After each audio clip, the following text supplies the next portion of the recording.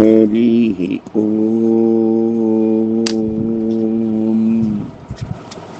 श्रीमते रामानुजाय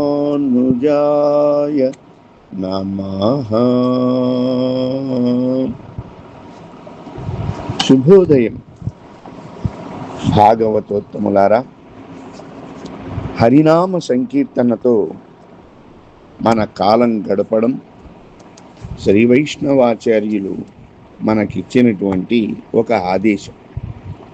ప్రాతకాలంలో భగవన్నామ స్మరణతోనే మనం మన దినచర్య ప్రారంభించుకుంటూ దానిలో ఈ రోజున త్రివిక్రమావతార వైభవాన్ని అనుభవించుదాం. నిన్నటి రోజున మధుసూదనుడు బ్రహ్మకు చేసినటువంటి ఉపకారం అనుభవించాం. ఆ తరువాత నామమే ఓం త్రివిక్రమాయ నమః. త్రివిక్రమ అనే పదాలతోనే స్వామి చేసిన ఘనకార్యం చెప్పబడుతోంది. ఈ లోకంలో అందరికీ కూడా వారి కోరిక కోరకుండానే తనంతట తానుగా తన పాదాన్ని ముల్లోకాలకు కూడా తానే ఇచ్చి అనుగ్రహించిన వైభవం ఎలాగో చూడండి. పూర్వం మహాబలి అని ఒక మహారాక్షసుడు ఉండేవాడు. వాడు పరాక్రమంతో ఇంద్రుణ్ణి ముల్లోకాల్ని జయించాడు, అందరినీ తన వశం చేసుకున్నాడు.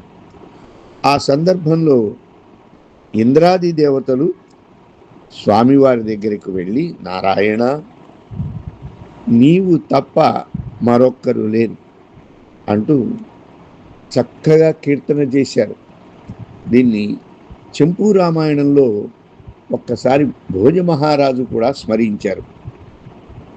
నారాయణాయ నళినాయతలోచనాయ నామావశేషిత మహాబలి వైభవాయ నానాచరాచర విధాయక జన్మదేశ నాభీపుటాయ పురుషాయ నమః. పరస్మై పరస్మై పురుషుడవు తండ్రి. ఎవరికి ఎప్పుడు ఏ ఆపద వచ్చినా ముప్పత్తు మూవర్ అమరర్కు మున్సెన్, 33 కోట్ల దేవతలకు వారు తమ ఆవేదన చెప్పడానికంటే ముందే వారికి ఉపకారం చేసినటువంటి మాని. కాబట్టే అందరికీ సులభమైనటువంటి అవతారము ఈ త్రివిక్రమావతారం. దేవతల ప్రార్థనని ఆయన అనుసరించి భగవంతుడు అదితి కశ్యప ప్రజాపతులకు కుమారుడుగా వామనుడుగా అవతరించారు. వామనుడు మహాబలి యాగం చేసేటప్పుడు ఆ యజ్ఞవాటికకు వెళ్ళాడు. ఆయన దగ్గరకు వెళ్ళి, మహారాజా, నాకు 3 అడుగులు నేల కావాలి అని అడిగాడు. ఆయన ఆశ్చర్యపోయాడు. 3 అడుగుల దాత పెంపు సొంపు చూసి అడగాలి కదా, నా అంతటి వాడి దగ్గరకు వచ్చి 3 అడుగులు అడుగుతావేమయ్యా, ఇది నాకు ఒక రకంగా అవమానకరంగా ఉందే. కాదు కాదు కాదు, నాకు వేరే ఎటువంటి ఆశలు లేవు, ఆ 3 అడుగులు ఇస్తే చాలు. ముట్టికే ఎగరలేనటువంటి వాణ్ణి, నాకెందుకు వాడలు మేడలు వలపరాచు కన్యలు అని చెప్పి 3 అడుగులు తీసుకున్నటువంటి విశేషం. తీసుకున్న వెంటనే ఏం జరిగింది? త్రివిక్రముడుగా మారిపోయాడు. వామనుడు త్రివిక్రముడుగా మారిపోయాడు. తన 2 పాదాలతో లోకాలన్నిటినీ కింద పైన 7 లోకాల్ని కొలిచి భూమి స్వర్గమును ఇంపుగా కొల్లచిన వామనుడు మన వాడయ్యుండగా తక్కువేమి మనకు రాముండొక్కడుండు వరకు అని రామదాస్ గారు ఎంత చక్కగా ఈ త్రివిక్రమావతార వైభవాన్ని వర్ణించారో కదా. ఇక 3వ అడుగు మహాబలి తలపై పెట్టి పాతాళ లోకంలో అతనికి శాశ్వతమైన స్థానాన్ని కల్పించాడు. ఈ వృత్తాంతమంతా కూడా అందరికీ తెలిసిందే, ముఖ్యంగా తెలుగువారికి. శ్రీమద్ భాగవతంలోని వామన చరిత్ర ఇంతింతై ఒట్టుడింతై అనే పద్యం రానివారెవరు చెప్పండి? అద్భుతం. వానగముం ఉండగముం అళంద తిరివిక్రమన్ అని ఆళ్వార్లు కూడా అర్థానుసంధానపూర్వకంగా త్రివిక్రమావతారాన్ని అనుసంధానం చేశారు. ఇప్పుడు ఏం జరిగింది? ప్రయోజనాంతరంగా ఉన్న ఇంద్రునితో పాటు ఆయనకు విరోధైనటువంటి మహాబలితో పాటు ఎట్టి భేదం లేకుండా అందరినీ రక్షించిన అవతారమే ఈ వామనావతారంలో త్రివిక్రముని యొక్క గొప్పతనం. నిద్రపోయేటువంటి బిడ్డను వాత్సల్యంతో దగ్గరకు తీసుకునే తల్లిలాగా ఈ లోకాల్ని అన్నిటినీ తన శ్రీపాదంతో వారి ప్రార్థన సంబంధము లేకుండా, దీన్ని సంస్కృతంలో అపేక్ష నిరపేక్షంగా స్పృశించిన గొప్ప అవతారమే వామనావతారం. పరత్వం సౌలభ్యం కలిసి ప్రకాశిస్తూ ఉండడం చేత దాసులకై తన రూపు మార్చుకుని అయినా వారిని రక్షించి తన గొప్ప రక్షకత్వ స్వభావాన్ని ప్రకటించింది. వేదాలతో పాటు ఇతిహాసాలు, పురాణాలు, దివ్యసూరులు అందరూ ఎట్టి భేదం లేకుండా ఈ అవతారాన్ని చూసి వ్యాముగ్ధులైపోయారండి. ఆహా ఆహా, ఇదం విష్ణుర్విచక్రమే త్రేధా నిదదే పదం, త్రీణి పదా విచక్రమే విచక్రమే పృథివీమేష ఏతాం క్షేత్రాయ విష్ణు త్రిదేవ పృథివీం అని ఈ మహావిష్ణువుని గురించి ప్రాచీనమైనటువంటి విష్ణు సూక్తాల్లో వేదాలు కీర్తించాయి. శన్నో విష్ణురుక్రమః, పాద విన్యాసం కలిగిన విష్ణు భగవానునికి మంగళము మంగళము. ఆ తండ్రి నహ మనకు శం మంగళమును కలిగించుగాక. విష్ణుక్రాంతే వసుక్రాంతే, భూదేవిని కూడా విష్ణుదేవుని చేత కొలువబడిన సంపదతో నిండిన తల్లి అని పలుమార్లు వేదాలు కీర్తించాయి. కన్నాయే నింజే కరుమంగళ్వాయ్ కిన్న ఓర్ ఎంటాను మిన్నియే వందియలుమారు ఉండానై ఉలగేழுమోర్ మూవడి కొండానై కండు కొండనై నీయుమే మనస్స. కార్యాలు ఫలించేటప్పుడు ఏ తలుపు లేకుండా వచ్చి ఫలించు రీతిగా 7 లోకాలు ఆరగించినటువంటి మా స్వామి ఒక 3 అడుగులతో లోకాలన్నీ కొలిచాడు. నీవు కూడా చూసావు కదా అని ఈ విధంగా మెచ్చుకున్నటువంటి స్థలం ఎంత గొప్పదండి. 3 అడుగులను అడిగిన తీరు, అక్కడ నుండి అగాధమైన సముద్రము, భూమి, ఆకాశం 2 పాదాలతో అణుగునట్లు కొలచిన మహిమ అని ఆ తండ్రిని గురించి చెబుతూ ఉంటే, వింటూ ఉంటే మన మనస్సు కరిగిపోతూ ఉంటుంది అని అంటూ ఉంటారు.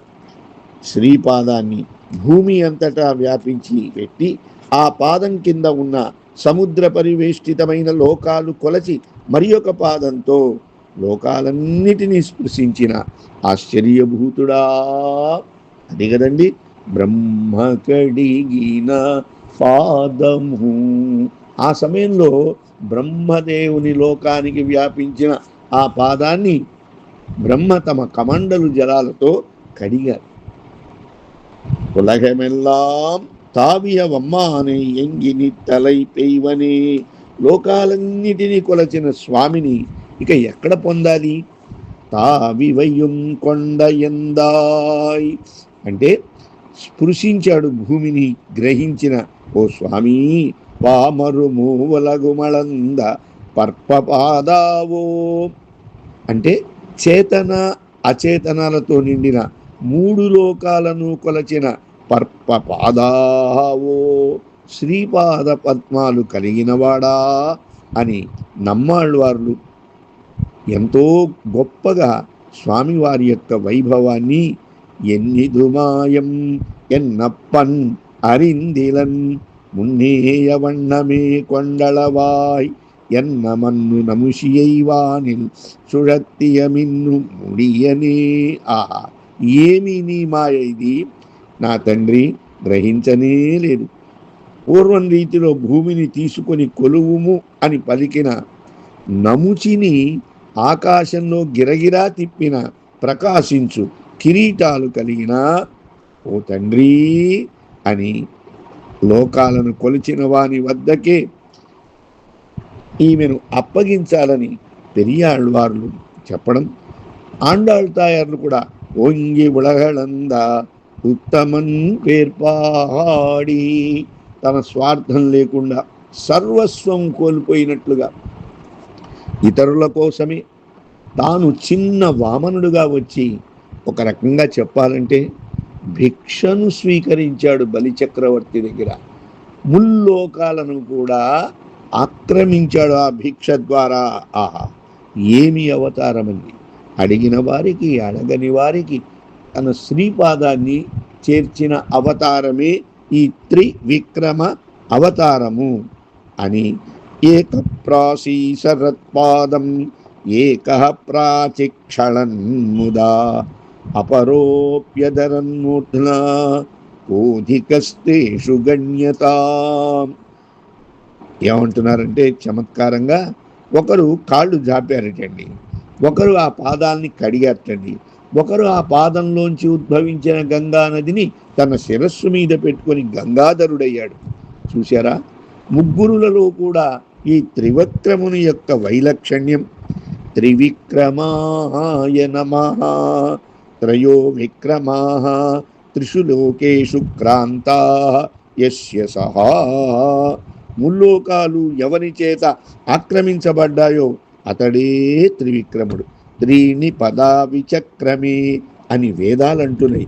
త్రిరిచ్చేవం త్రయో లోక కీర్తితాముని సత్తమై క్రమసేతాం త్రిధా సర్వాన్ త్రివిక్రమోసి జనార్దన.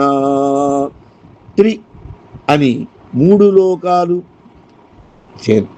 మునివరులచే చెప్పబడేవి, వానిని 3 అడుగులతో కొలచడం చేత ఓ జనార్దన నువ్వు త్రివిక్రముడయ్యావు అని హరివంశాదుల్లో కీర్తించారు. పాదేన ఏకేన విక్రాంత సర్వే యం భూహు నరేశ్వర అంతరిక్షం ద్వితీయేన ద్యాః తృతీయేన సత్తమా. ఈ లోకాలన్నీ ఒక పాద విక్షేపంతో కొలవబడితే, 2వ పాదన్యాసంతో అంతరిక్షం కొలవబడింది, 3వ పాదంతో దేవలోకాలన్నీ కొలిచేశావు అని నరసింహ పురాణంలో చెప్పబడింది. త్రిరిచ్చేవం త్రయో వేద కీర్తితాముని సత్తమై క్రమసేతాం తథా సర్వాన్ త్రివిక్రమ ఇతి స్మృతాః. త్రి అనే పదంతో లోకాలే కాదు 3 వేదాలను కూడా మునివర్లు చెప్పారు. వాటి అన్నిటిలో వ్యాపించి ఉండడం చేత స్వామికి త్రివిక్రమ అని పేరు వచ్చినని భట్టరు వారు దీనిని వివరించారు. భాగవతోత్తములారా, తిరువిక్రమా తిరువాయర్పాడి పిరాణి అంటూ బ్రహ్మాండంగా స్వామివారిని కీర్తిస్తున్నారు.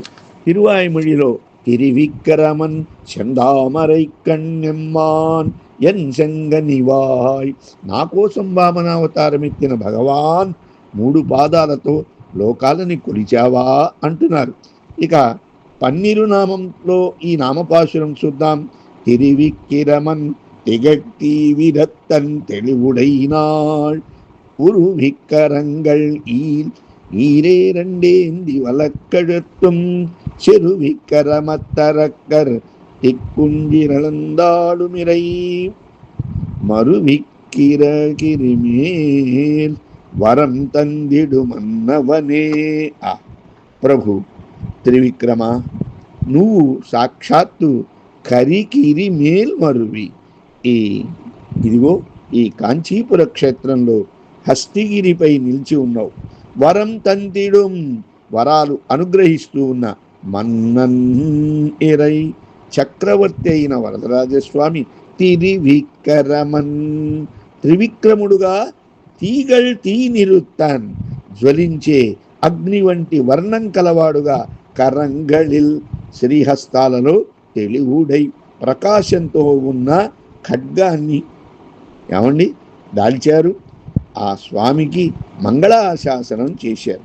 భాగవతోత్తములారా, ఈ విధంగా త్రివిక్రముని యొక్క విక్రమాన్ని వేద పురాణ ఇతిహాసాలు అన్నిటిలో కూడా చెప్పబడింది. కాబట్టే స్వామిని త్రైవిక్రమాది చరితం విబుధాస్తువంతి తెల్లవారుజామున లేచి విస్మరించాలిట. ఓం త్రివిక్రమాయ నమః. ఆ త్రైవిక్రముని యొక్క చరిత్రను స్మరిస్తూ మనం కుడి భుజం మీద తిరునామం పెట్టుకోవాలి అని తెలియజేశారు.